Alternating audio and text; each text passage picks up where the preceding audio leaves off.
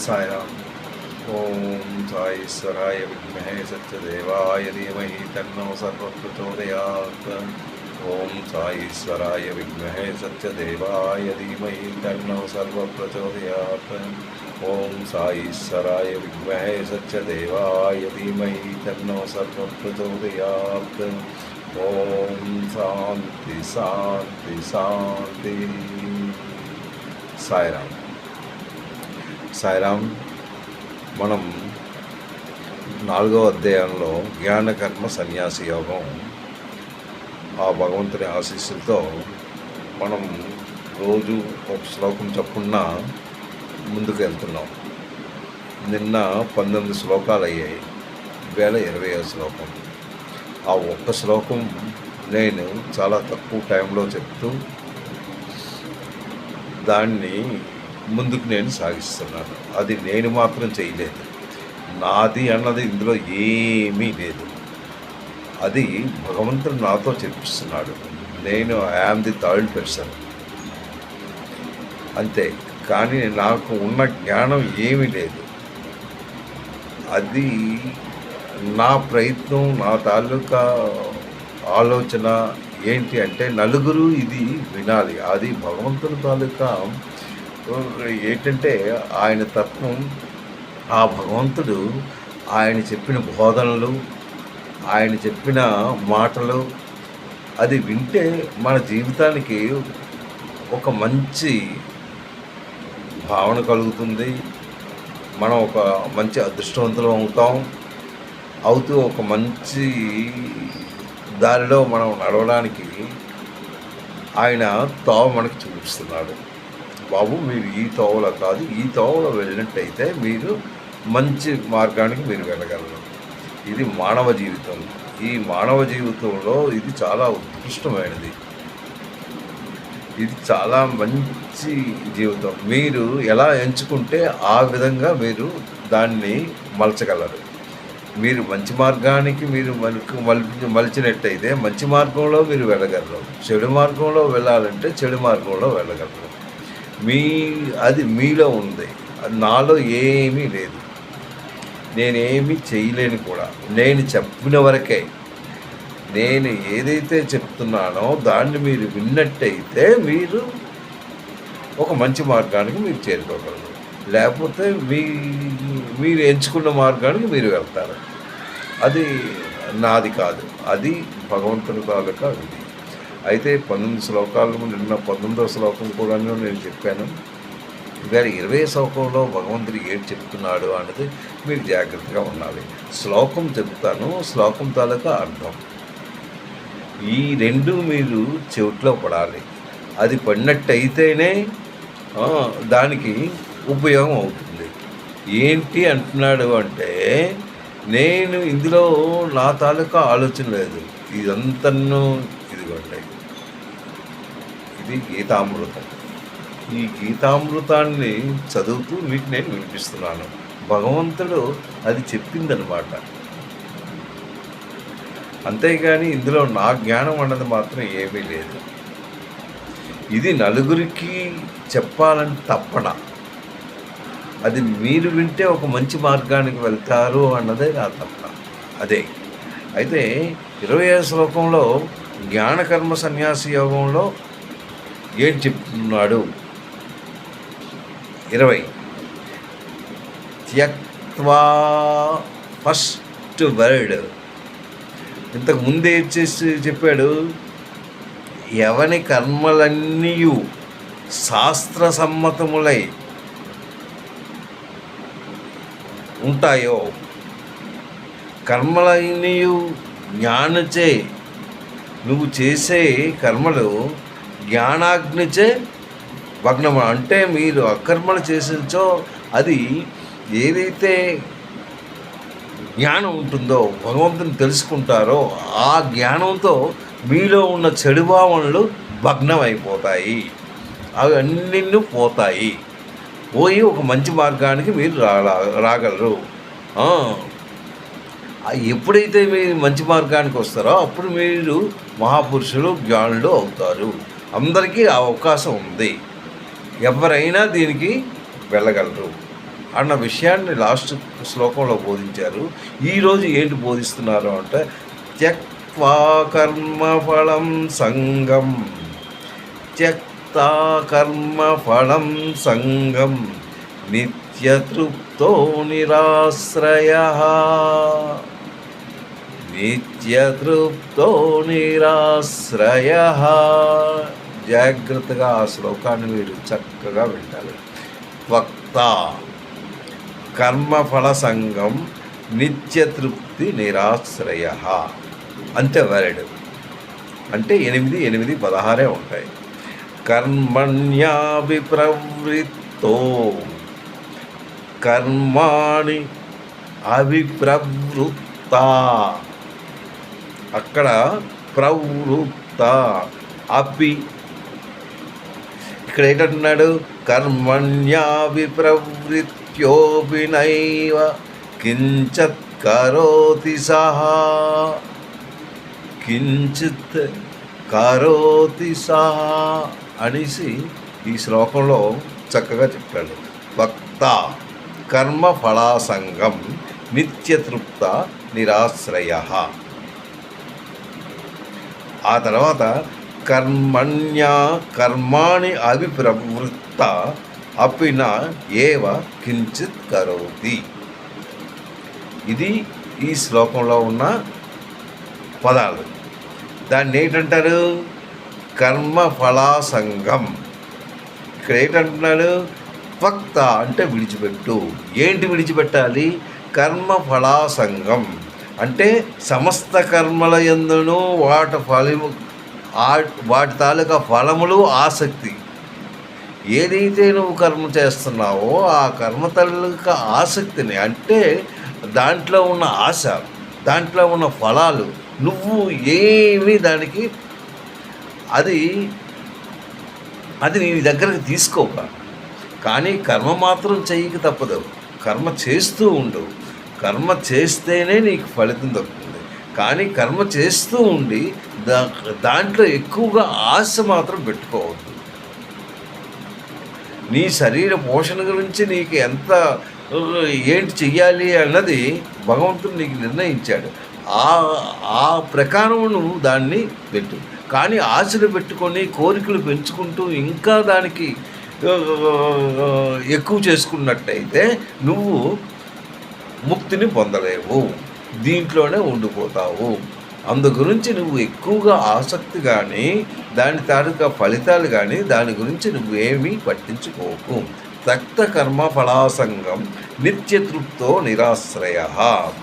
నిత్య తృప్తి అంటే నిత్యంగా ఎప్పుడూ నువ్వు తృప్తిని పొందుతూ ఉండాలి. You should be satisfied whatever you are doing the work, whatever you are earning the amount, whatever it may be, you must be satisfied. అది ఆయన అంటున్నది. ఎప్పుడూ నువ్వు తృప్తిగానే ఉండాలి. నిత్యతృప్తో నిరాశ్రయః, ఎక్కువగా ఆశలు పెట్టుకోకూడదు. దాన్ని ఎక్కువగా ఆశలు పెట్టుకుంటూ దాంట్లోనే నీ మైండ్ అందులోనే నువ్వు ఉంచుకోకూడదు. ఉంచుకోకుండా నువ్వు మామూలుగా ప్రవర్తించు. అంటే సమస్త కర్మల యందును వాటి ఫలితముల యందును సర్వదా ఆసక్తిని ఎప్పుడూ నువ్వు ఎక్కువగా ఆసక్తి పెట్టుకోకుండా దాన్ని విడిచిపెట్టు. త్వక్త జస్ట్ నువ్వు విడిచిపెట్టాయి. వాటి ఫలితాల గురించి సర్వదా నీ తాలూకా దీన్ని ఆసక్తిని అంటే కోరికల్ని నువ్వు కొద్దిగా విడిచిపెట్టాలి. ఆ తర్వాత సంసార ఆశ్రయరహితుడై పరమాత్మయందే నిత్య తృప్తుడైన పురుషుడు ఎవడైతే, ఇక్కడ ఏంటంటున్నాడు, కర్మణ్యాభి ప్రవృత్తోపి అంటే ఈ నువ్వు సంసార రహితుడిగా ఉన్నావు. ఉంటూ నువ్వు ఏంటి నీ కర్మలు చేస్తూ పరమాత్మల ధ్యానంలో ఉండు.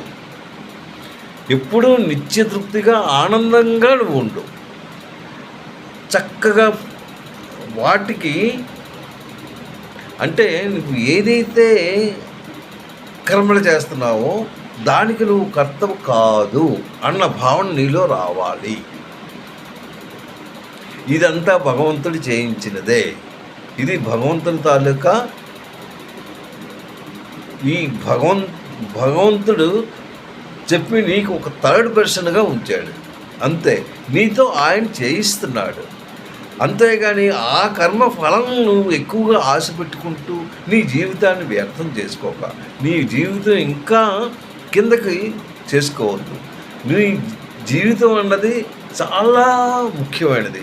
ఈ జీవితాన్ని దుర్లభం చేసుకోకుండా ఒక మంచి మార్గంలో నువ్వు నడుపుతూ దాన్ని ఇంప్రూవ్ చేస్తూ ఉండు. ఇంప్రూవ్ చేసుకున్నట్టయితేనే నీకు మంచి మార్గం నీకు దొరుకుతుంది.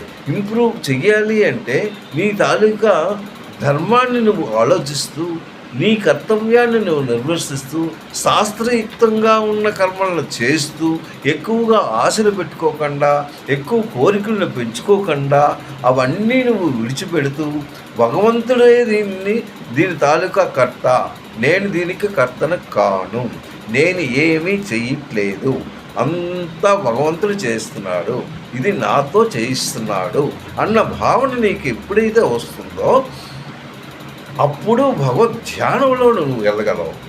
అప్పటి వరకు నువ్వు భగవద్ ధ్యానంలో ఉండలేవు. నువ్వు ఈ కర్మల గురించి, నువ్వు ఈ ప్రాపంచిక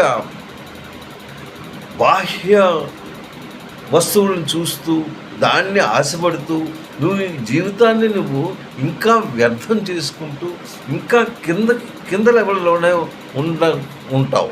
అంతేగాని పై లెవెల్లో ఉండడానికి నీకు ఆసక్తి లేదు. నువ్వు పై లెవెల్ వెళ్ళాలి అంటే నీ కర్మ నువ్వు నిర్వర్తించాలి. ఏంటి? కర్మల యందు వాటి ఫలిత ఆసక్తిని త్యజించమంటున్నాడు. అంటే విడిచిపెట్టాలి. ఎలా విడిచిపెడతావు? నీ శరీర పోషణ గురించి నువ్వు కర్మలు చేయక తప్పదు. లేకపోతే నీ శరీర పోషణ నువ్వు సంసారంలో ఉన్నావు. సంసారంలో ఉన్నప్పుడు నీ కర్మ చేయక తప్పదు. నువ్వు ఈ కర్మలు నువ్వు చేస్తూ ఉంటావు. అయితే వాటి ఫలితాలు ఏంటి? యజ్ఞము, దానము, తపస్సు.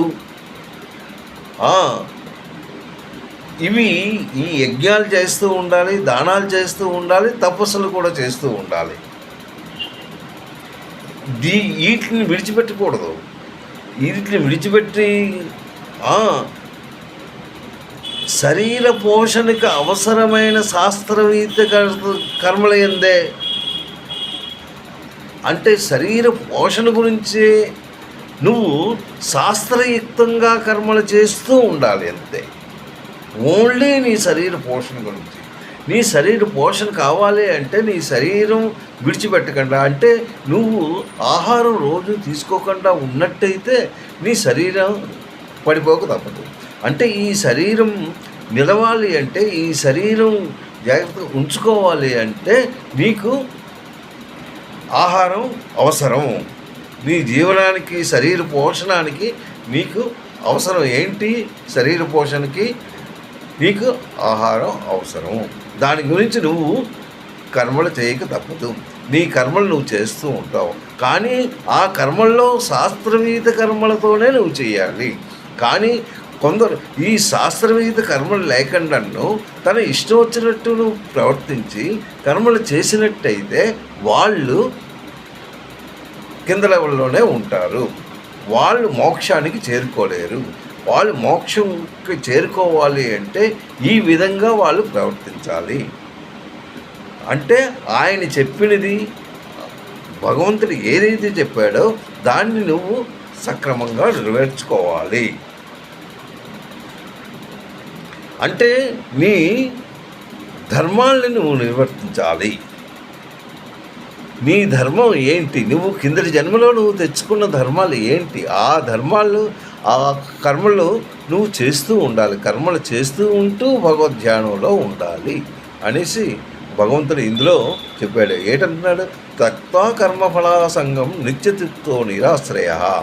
ఎప్పుడు తృప్తితోనే నువ్వు కర్మ చేస్తూ ఉండాలి. కర్మఫలాసంగం నిత్యతృప్తితో, అంటే ఏదైతే కర్మ చేస్తున్నావో దానికి నువ్వు సాటిస్ఫాక్షన్ అవుతూ కర్మ చేస్తూ ఉండాలి. అంతేగాని నువ్వు సాటిస్ఫాక్షన్ అవ్వకుండా అంటే సంతృప్తి లేకుండా నువ్వు ఏ కర్మ చేయక. సంతృప్తి అన్నది నీకు కావాలి. సంతృప్తి కావాలి అంటే ఈ must be limit desires. The desires must be limit. It should not be more. When it will be more then you will be fall down. నువ్వు భగవంతుని చేరికలో you will not be able to reach. ఎందుకు? Your desires, ఈ కోరికలు అన్నది ఇంకా ఎక్కువ అవుతూనే ఉంటుంది. ఎప్పుడైతే కోరికలు అవుతుందో నీకు అసంతృప్తే ఉంటుంది, కానీ దర్ ఇస్ నో సాటిస్ఫాక్షన్. నీకు సాటిస్ఫాక్షన్ అవ్వాలి అంటే ఈ శరీర పోషణకి ఏదైతే అవసరమో ఆ కర్మలు చేస్తుండి శరీర పోషణ చేస్తూ భగవద్ ధ్యానంలో నువ్వు ఉండాలి అనేసి ఇందులో చెప్తున్నాడు అనమాట. కర్మణ్యాభి ప్రవృత్తోభి నైవ కించిత్ కరోతి అంటే కించిత్ ఏ కొంచెం కూడా ఏ కొంచెం కూడా నువ్వు డౌన్ లెవెల్లోకి వెళ్ళకూడదు. నువ్వు నేనే కర్తను అన్న భావన నువ్వు ఏ కొంచెం కూడా నీలో ప్రవేశించకూడదు. ఎప్పుడైతే నేనే చేశాను, నేను నేను నేను అనేసి నువ్వు ఎప్పుడు అంటావో నీ అహంకారం పెరుగుతూనే ఉంటుంది. నీ అహంకారం ఎప్పుడైతే పెరుగుతుందో నీ తాలూకా బుద్ధి మార్పులోకి వచ్చేస్తుంది. బుద్ధి మనసు దాని మట్టుకు అది తిరుగుతూనే ఉంటుంది.